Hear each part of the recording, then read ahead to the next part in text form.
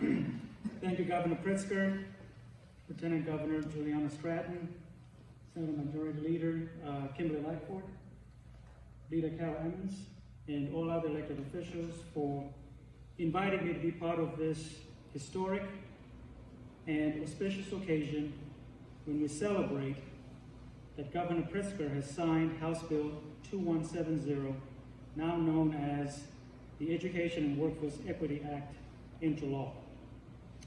As one of the largest providers of early childhood education in Champaign County, I'd like to applaud members of the Illinois Legislative Black Caucus and members of the General Assembly who advocated, championed, and supported this legislation, which puts our children first by expanding access to early intervention programs.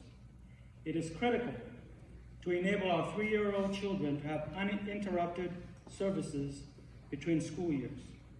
Our program here in Champaign County serves over 700 children with early education through Head Start and preschool funding from the Illinois State Board of Education.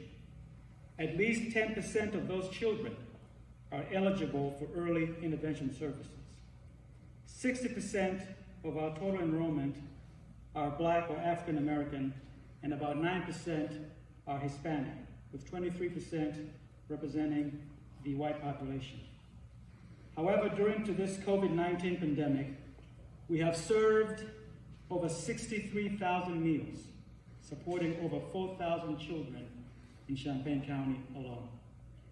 Through the Champaign County Regional Planning Commission's Early Childhood Program, we see many of the areas addressed by this act firsthand, and we believe this will enhance and close the gaps in services with equity and fairness for our families and our children. We believe this act will strengthen our abilities to prepare the children we serve to succeed when they transition into kindergarten by focusing on the key developmental domains. Thank you again, Governor and members of the legislature, for putting our children first in this very historic piece of legislation. I'd like to leave you with a quote from one of my leaders that has inspired my work. His name was Thomas Sankara, and he was president of Burkina Faso in the 1980s. And I think this quote encapsulates the work that you all put into this legislation, and I think the work that's before us as we implement what is contained within the act. And this is what he said: "You cannot carry out fundamental change without a certain amount of madness. In this case, it comes from nonconformity. The courage to turn your back on the old formulas, the courage to invent the future.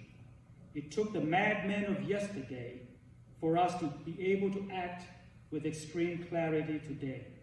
I want to be one of those madmen.